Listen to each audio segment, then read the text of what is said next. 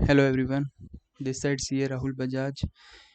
आज मैं आपके साथ इस वीडियो में जीएसटी रजिस्ट्रेशन के कुछ इम्पोर्टेंट पॉइंट्स जो आपको ध्यान में रखने होंगे जीएसटी रजिस्ट्रेशन करवाते समय, उनको हम आज अपने इस वीडियो में डिस्कस करेंगे। उसके साथ साथ उससे पहले मैं आपके साथ कुछ लोगों को जो प्रोविज़न्स हैं रजिस्ट्रेशन को लेके, उनको ब्रीफ में मैं आपके साथ थोड़े से डिस्कस पहले करूँगा। बाद में मैं आपको कुछ ऐसे पॉइंट्स यहाँ पे हम शेयर करेंगे।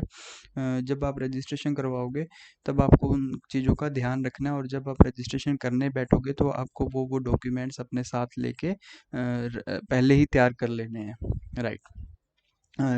जैसे ये आज की वीडियो का ये नेम है, की points for obtaining GST registration, right. सबसे पहले हमारे पास जो आता है वो आता है सेक्शन 22। मैं जैसे आपके साथ एक प्रोविज़न की बात कर रहा हूँ, तो ये provision section 22 of CGST act है, जिसमें वो हमें लाइबल कर रहा है हर एक पर्सन को जिसको रजिस्ट्रेशन करने के लिए लाइबिलिटी क्रिएट होती है, जिसकी aggregate turnover in the financial year exceed कर जाती है 20 लाख रुपीज़। अगर आपकी इस साल की टर्नओवर 20 लाख से एग्रीगेट टर्नओवर में क्या क्या आता है, वो चीज़ें हम नेक्स्ट वीडियो में नेक्स्ट स्लाइड में डिस्कस करेंगे। बट अगर आपकी वो एग्रीगेट टर्नओवर एक्सीड कर जाती है 20 लाख रुपीज़ से, तो आप उसी समय 20 लाख पे ही लाइबल हो जाओगे अपने लिए जीएसटी की रजिस्ट्रेशन करवाने के लिए, right. But in the second point, government जो है इस एग्रीगेट टर्नओवर की लिमिट को 20 लाख से 40 लाख तक एक्सीड भी कर सकती है। उसने ये प्रोविज़न भी बनाया only for exclusively in the supply of the goods. जो सिर्फ सप्लाई ऑफ गुड्स कर रहे हैं उनके लिए ये टर्नओवर को 20 लाख से 40 लाख भी करा जा सकता है, लेकिन subject to such conditions and जो भी लिमिटेशंस रहेंगी उसके साथ। सबसे पहला ये कि अगर आपकी एग्रीगेट टर्नओवर एक्सीड कर रही है 20 लाख के लिए, तो आपको रजिस्ट्रेशन के लिए तैयार हो जाना है। क्या सर, हम 20 लाख से पहले जीएसटी की रजिस्ट्रेशन नहीं ले सकते? आप तब भी ले सकते हो, बट आपको तब वॉलंटरी रजिस्ट्रेशन में जाना पड़ेगा। नेक्स्ट, अब जैसे मैं आपको बता रहा हूँ एग्रीगेट टर्नओवर जो इसकी इंपॉर्टेंट है, तो एग्रीगेट टर्नओवर में आपको क्या क्या ऐड करना है। First point, taxable supply. Second, exempt supply, जो आपकी एग्जम्प्ट सप्लाई होती है जिस पे आप टैक्स नहीं लगता जीएसटी प्रोविजन में, वो। Third one, export. And fourth आपका जो आ रहा है सेम पैन के ऊपर, अगर आपकी इंटर स्टेट सप्लाई है, फॉर एग्जांपल आपकी एक कंपनी की दो ब्रांचेस हैं अलग अलग स्टेट में, और आप एक दूसरे को आपस में जो सप्लाई कर रहे हो या फिर ट्रांसफ़र कर रहे हो, वो भी आपकी एग्रीगेट टर्नओवर में इंक्लूड होगी, जिसको हम प्रीवियस लॉ में ब्रांच ट्रांसफ़र के नाम से जानते थे, राइट। अब मेरा क्वेश्चन आपके साथ, इसमें चार चीज़ें आपको पता लग गई इंक्लूड करनी है। अब मेरा क्वेश्चन आपसे ये है कि आपने ये देखा होगा कि एक कंपनी की सेम स्टेट में भी कई बार दो जीएसटीएन नंबर होते हैं। अगर फॉर एग्जांपल उनके हरियाणा में दो ब्रांचेस हैं या दो फैक्ट्रीज हैं, तो दोनों के अलग हो सकता है कि दोनों के वो अलग अलग जीएसटी नंबर हों। जब वो सेम स्टेट वाले अलग अलग जो जीएसटी नंबर हैं वो आपस में अगर सप्लाई करते हैं या फिर आपस में ट्रांसफ़र करते हैं मटेरियल की, क्या वो हमारी एग्रीगेट टर्नओवर में इंक्लूड होगी या नहीं होगी? आप प्लीज़ इसका आंसर अपने मन में सोचो, होगी या नहीं होगी। इसमें हमारे पास आप देख रहे हो चार चीज़ें हैं, taxable supply, exempt supply, export and interstate supply of same pan के ऊपर। हाँ, जो मैंने क्वेश्चन आपसे पूछा वो भी इंक्लूड होगी। हालांकि यहाँ पे एक स्पेसिफिक नहीं है कि वो इंट्रास्टेट सप्लाई है, क्योंकि वो हमारे लिए इंट्रास्टेट सप्लाई है, इंटरस्टेट सप्लाई नहीं है फॉर सेम पैन के लिए। बट वो एज पर शेड्यूल 1, जो शेड्यूल 1 के अकॉर्डिंग हमारी सेक्शन 7 की वो सप्लाई बन जाती है, और उसके बाद उसमें सेक्शन 9 की जो लेवी क्रिएट होती है, तो उसको हम टैक्सेबल सप्लाईज बोलते हैं। वो एक स्पेसिफिक ना होने के कारण भी टैक्स, हमारा जो फर्स्ट पॉइंट है टैक्सेबल सप्लाई, उसमें वो ऑलरेडी इंक्लूड है।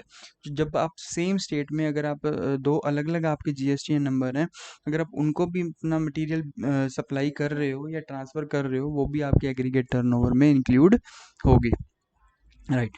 बट एक्सक्लूड क्या क्या आपको करना है? एक्सक्लूड ऑब्वियस है, जो आप रिवर्स चार्ज के ऊपर टैक्स देते हो वो आपकी टर्नओवर नहीं है, आपकी टर्नओवर में वो इंक्लूड नहीं होती, क्योंकि वो सेल दूसरे की है। सिर्फ आप रिवर्स चार्ज में आप जीएसटी उसका पे करके और इनपुट क्लेम कर रहे हो। एंड सेकंड वन, जो भी आप टैक्स सीजीएसटी और एसजीएसटी और यूटीजीएसटी आईजीएसटी में पे कर रहे हो, वो इसमें आपकी टर्नओवर में इंक्लूड नहीं होंगे। सिर्फ बेसिक अमाउंट या टैक्सेबल वैल्यू ही आपकी इंक्लूड होगी। अब एग्रीगेट टर्नओवर में जो हमारे पास एग्जम्प्ट सप्लाई आ रही है, एग्जम्प्ट सप्लाई में क्या क्या चीज़ें इंक्लूड होती हैं जो कि अट्रैक्ट कर रही हैं हमारी नील रेट ऑफ टैक्स को। नील रेट ऑफ टैक्स में क्या होता है, जो हमारा टैरिफ है, जो हमारा ये जीएसटी का टैरिफ है, अगर फॉर एग्जांपल उसमें प्रोडक्ट ए के सामने नील रेट लिखा हुआ है, तो वो नील रेट की टैक्स है, वो भी हमारी एग्जम्प्ट सप्लाई माना जाएगा और एग्रीगेट टर्नओवर में होगा होली एग्जम्प्ट। हालांकि उसके ऊपर जो टैरिफ है उसमें टैक्स है, फॉर एग्जांपल 5%, 12, 18 या जो भी उसमें टैक्स रेट लिखा हुआ है, बट गवर्नमेंट ने अपनी इच्छा अनुसार सेक्शन 11 की पावर को यूज़ करते हुए उस प्रोडक्ट को जो भी वो मतलब देश के हित के लिए होता है, सो उस प्रोडक्ट को अगर वो एग्जम्प्ट करता है, वो भी हमारी है एग्जम्प्ट सप्लाई, बट वो हमारी एग्रीगेट टर्नओवर में इंक्लूड होगी। And third one includes non taxable supply, जो सेक्शन 9 की जिस पे लेवी क्रिएट नहीं हो रही है, वो हमारी नॉन टैक्सेबल सप्लाईज होती हैं, एंड वो भी हमारी एग्जम्प्ट सप्लाई होंगी और एग्रीगेट टर्नओवर में इंक्लूड होंगी। अब नॉन टैक्सेबल सप्लाई को नीचे है 78 सेक्शन 2 सबसेक्शन 78 में डिफाइन करा ही गया, which is not leviable to tax under this act और अंडर द आईजीएसटी एक्ट। उसको जैसे फॉर एग्जांपल अल्कोहलिक लिकर, उसको वो उस पे सेक्शन 9 की लेवी क्रिएट नहीं होती है, सो इसीलिए वो नॉन टैक्सेबल सप्लाई है, बट वो अगर हम उसकी सप्लाई करते हैं तो वो एग्जम्प्ट सप्लाई में रहेगा और उसको एग्रीगेट टर्नओवर में भी इंक्लूड करा जाएगा। Thank you. सो इसके बाद हम एक जो लॉ में एक प्रोविज़न है हमारे पास सेक्शन 24। इस सेक्शन 24 का आप नाम जैसे पढ़ रहे हो, इसमें आ रहा है compulsory registration in certain cases. मतलब इस केस में आपको सेक्शन 22 वाली जो लिमिट है 20 लाख एग्रीगेट टर्नओवर अगर एक्सीड 20 लाख कर रही है, then you should think about GST registration. वो नहीं है यहाँ पे। आप पहले दिन से ही अगर आप कोई भी सेल कर रहे हो, 0 से 1 पे भी सेल पे जा रहे हो, तो आपको रजिस्ट्रेशन करनी होगी। मतलब फॉर एग्जांपल आपको बिजनेस स्टार्ट करने से पहले इस तरह का अगर आप इनमें फॉल कर रहे हो तो आपको जीएसटी रजिस्ट्रेशन करवाना होगा। फर्स्ट केस में हमारे पास जो आ रहा है persons making any interstate taxable supply. अगर आप एक स्टेट से दूसरे स्टेट में दे रहे हो, देन आपको रजिस्ट्रेशन रहेगा। मैं इसको फटाफट आपको रीड कर देता हूँ। ये हमारे पास 12 पॉइंट्स ऐसे हैं, आप जो स्क्रीन पे आप रीड कर पा रहे हो। इंटरस्टेट सप्लाई हो गया। दूसरा कैजुअल टैक्सेबल पर्सन अगर कर रहे हैं, या फिर आपको अगर कोई रिवर्स चार्ज में पेमेंट देनी है तो भी रजिस्ट्रेशन की ज़रूरत है। अगर आप section 9 subsection 5 electronic commerce operator वाले हो तो भी आपको देना है। अगर आप NRTP non residential taxable person हो, देन आपको रजिस्ट्रेशन करवाना है। अगर आपके पास लाइबिलिटी आ रही है सेक्शन 51 में टीडीएस को डिडक्ट करने की और पे करने की, तब भी आपको एक रजिस्ट्रेशन लेना है। और then person who makes taxable supply of goods और सर्विसेज और both on behalf of other taxable persons, जो कि एजेंट और अदरवाइज होते हैं, उस केस में आपको रजिस्ट्रेशन लेना है। आप अगर इनपुट सर्विस डिस्ट्रीब्यूटर हो, उस केस में आपको लेना है। आप सेक्शन 52 में या 95 में अगर आ रहे हो, इलेक्ट्रॉनिक कॉमर्स ऑपरेटर जो होते हैं, जो टीडीएस काटते हैं आपका, टीसीएस सॉरी, टीसीएस काटते हैं 52 में, वो तब आपको उस केस में लेना है registration. Every electronic commerce operator हो तो आपको ये रजिस्ट्रेशन लेना है। अगर आप सप्लाई कर रहे हो ऑनलाइन इंफॉर्मेशन की एंड डेटाबेस असेस और रिट्रीवल सर्विसेज की from a place outside India to a person in India other than a registered person को अगर आप कर रहे हो, देन उस केस में आपको रजिस्ट्रेशन लेना है। सच अदर पर्सन और class of person as may be notified by the government, अगर कोई गवर्नमेंट ने अलग से नोटिफाई कर रखे हैं, उस केस में आपको जीएसटी रजिस्ट्रेशन लेना होगा। राइट। सो हमने अपने आपके साथ ये ब्रीफ में एक लॉ को डिस्कस करा, जिसमें सेक्शन 22 और 24 को डिस्कस करा और कुछ ऐसे डेफिनेशंस को हमने डिस्कस करा। अब है प्रैक्टिकल बात की। अगर हम बात करें, जब भी आप जीएसटी रजिस्ट्रेशन करवाने बैठो, सबसे पहले डॉक्यूमेंट्स कौन कौन से आपको ध्यान में रखने हैं रजिस्ट्रेशन करवाते वक्त, जिनको आप पहले ध्यान रखो। Documents required for registration under GST. अगर आपकी प्रोपराइटर और पार्टनरशिप फॉर्म के लिए अप्लाई करने जा रहे हो, सबसे पहले पैन नंबर होना चाहिए आपके प्रोपराइटर, और अगर आपके पार्टनर है तो सभी पार्टनर्स का आपको पैन नंबर रखना होगा। उनका आधार नंबर रखना होगा, आपका जो भी प्रोपराइटर होगा और ऑथराइज्ड पर्सन होगा उनका। देन आपको सबकी पासपोर्ट साइज फोटोज चाहिए होंगी।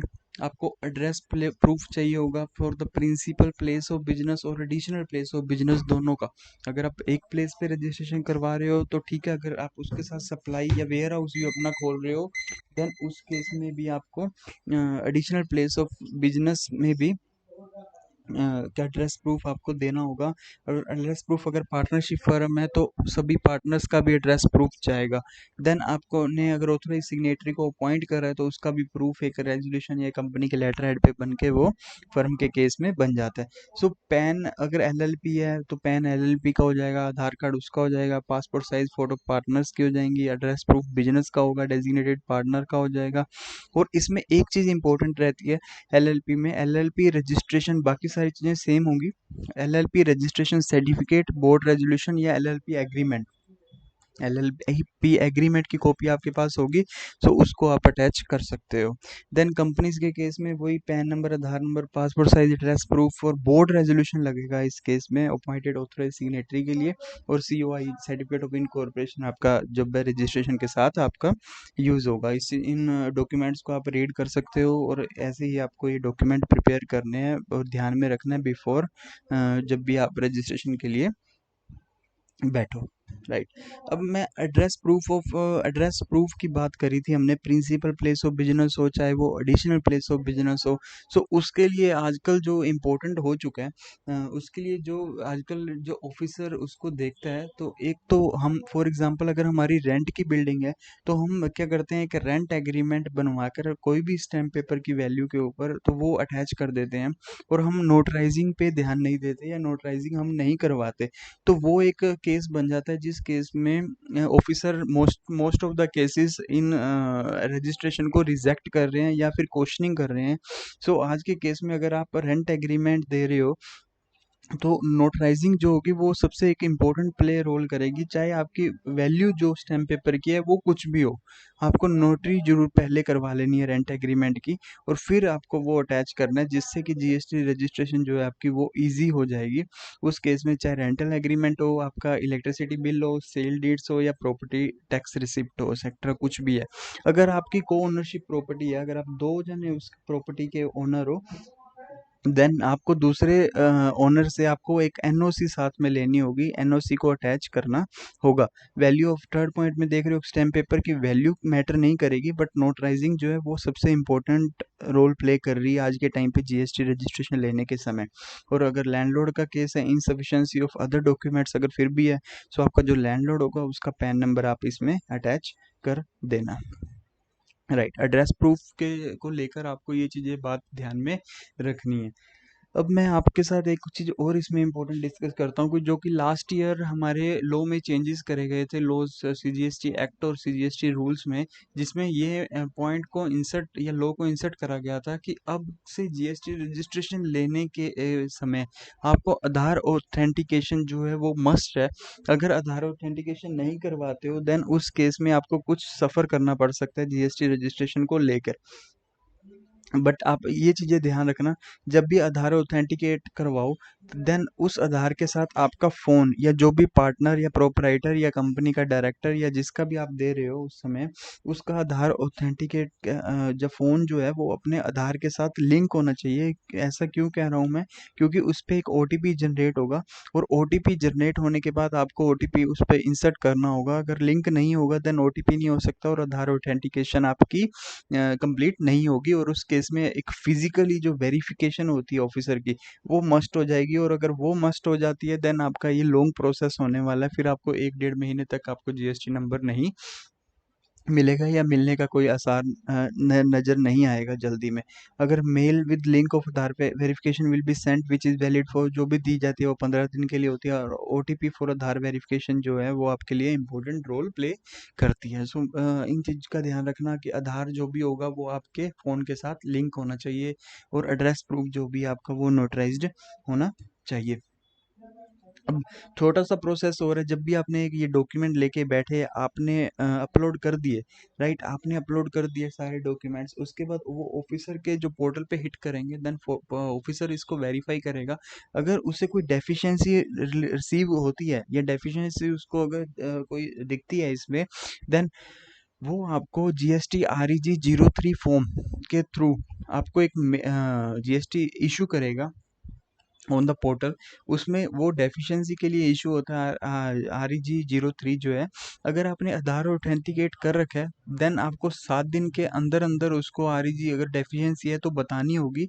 डेट इज कितना फास्ट प्रोसेस है। अगर आपके आधार ऑथेंटिकेशन नहीं है देन उसको 30 दिन मिल जाते हैं कि आपको डेफिशिएंसी बताने के लिए, या फिर फिजिकल वेरिफिकेशन जो है वो मैंडेटरी होती है 30 दिन के अंदर अंदर। आप ये देखो, एक हफ्ता है, अदरवाइज आपके पास 7 दिन है। अगर आप कर देते हो, नहीं तो आपके पास 30 दिन है, तो वो 29वें दिन ही आपको डेफिशिएंसी मेल करेगा। देन जैसे ही आपको डेफिशिएंसी रिसीव हुई, आप विद इन उसके साथ अगले 7 दिन के अंदर अंदर आपको वो डेफिशिएंसी को कंप्लीट करना होगा। जो भी आपका रिप्लाई होगा या डॉक्यूमेंट जो भी मिसिंग होगा वो आपको देना होगा। वो डॉक्यूमेंट GST REG 04 होगा। और फिर अगर वो सेटिस्फाई हो जाता है ऑफिसर, देन वो आपको GST REG जो 06 है, जो जो हमारा GSTN नंबर का है, रजिस्ट्रेशन सर्टिफिकेट है, RC की कॉपी है, वो हमें ऑफिसर प्रोवाइड करवाएगा। सो ये मस्ट रखना आप दिमाग में कि आधार ऑथेंटिकेशन करवाना और एड्रेस प्रूफ की नोटराइजेशन करवाना, ये सबसे इम्पोर्टेंट पार्ट आज के टाइम पे रोल प्ले कर रहे हैं on the time of GST registration के समय। ठीक है। अब एक चीज़ और, सॉरी, एक चीज़ और मैं आपसे छोटा सा डिस्कस करने जा रहा हूँ। ये पॉइंट अब ये तो हो गया कंप्लीट, बट क्या आप जब भी एक GST रजिस्ट्रेशन एप्लीकेशन फाइल कर रहे हो उसके बाद आपके पास एक temporary registration number ARN number आपके पास जनरेट होता है। अब आप उसके 5 दिन बाद, 7 दिन बाद या 10 दिन बाद जब भी आप अपना स्टेटस चेक करना जा रहे हो, देन आप अपना ARN नंबर वहाँ से ARN नंबर जो है वो इंसर्ट करके अपना स्टेटस चेक कर सकते हो। और आपको following types of the status जो मैंने नीचे आपको दिए हैं वो आपको स्क्रीन पे जो शो होते हैं, मोस्ट ऑफ द टाइम यही स्टेटस आपको शो होते हैं। जैसे फर्स्ट है pending for Aadhaar eKYC authentication, मतलब आपका आधार ऑथेंटिकेट कंप्लीट नहीं हुआ उस प्रोसेस में, उसके पास जो देख तो दिन जो है वो 7 से 30 दिन का समय मिल जाता है। और दूसरी चीज़, उसके लिए फिजिकल वेरिफिकेशन जो होती है वो मैंडेटरी हो जाती है, कि उस केस में वो फिजिकल वेरीफाई कर सकता है आपके जो भी एड्रेस होगा, आपका प्लेस ऑफ बिजनेस जो भी होगा वहाँ पे। राइट। थर्ड सेकंड वन जो आपको दिखता है पेंडिंग फॉर प्रोसेसिंग, अभी आपने एप्लीकेशन सबमिट करी है बट आप अभी प्रोसेस करेगा ऑफिसर। फॉर एग्जांपल आपने आधार ऑथेंटिकेट नहीं करा या करा है आधार ऑथेंटिकेट, और आप 5वें दिन ही, उसके पास कितने दिन है, 7 दिन, और 5वें दिन अगर आप चेक कर रहे हो या तीसरे दिन आप चेक कर रहे हो, आपको दिखेगा pending for verification application submitted to be processed by the officer. Next है साइट वेरिफिकेशन, अगर असाइंड करी गई है, साइट वेरिफिकेशन को कंप्लीट हो गया है। पेंडिंग फॉर क्लैरिफिकेशन, अगर उसने आपको REG 03 इशू करा है, देन आपने अभी कोई क्लैरिफाई देनी है जो 7 दिन के अंदर अंदर आपने नहीं दी है तो वो आएगा। या फिर क्लैरिफिकेशन आपने फाइल कर दी है बट ऑफिसर का भी ऑर्डर जो है वो पेंडिंग है, वो आपको स्टेटस देख सकता है। उसने अभी REG 04 आपने जब फाइल कर दी है देन वो 6 अभी देगा या दोबारा से 3 देगा, वो भी पेंडिंग है। या फिर क्लैरिफिकेशन आपने फाइल ही नहीं करी है और ना ही पेंडिंग फॉर ऑर्डर दिया है, मतलब आपने अभी does not file reply with in 7 working days के अंदर अंदर अगर आप जवाब नहीं देते हो देन क्लैरिफिकेशन नॉट फाइल्ड कहा जाएगा। और नेक्स्ट आपका अप्रूव्ड और रिजेक्टेड कहा जाएगा। ये आपके स्टेटस हैं जो आपकी स्क्रीन पे आपके शो करते हैं at the time of registration के लिए। सो प्लीज़ जब भी आप GST रजिस्ट्रेशन करवाओ तो इन बातों का आप ध्यान में रखना, और ये डॉक्यूमेंट्स जो हैं आप एक साथ अपने साथ लेके प्रॉपर साइंड और विद फोटोज़ के साथ जो भी होगा आप लेके बैठना, तो आपका जो GST रजिस्ट्रेशन है वो अप्रोक्स विद इन 15 डेज़ के अंदर अंदर आपके पास GST नंबर आपके पास रिसीव हो जाएगा। Okay, thank you guys.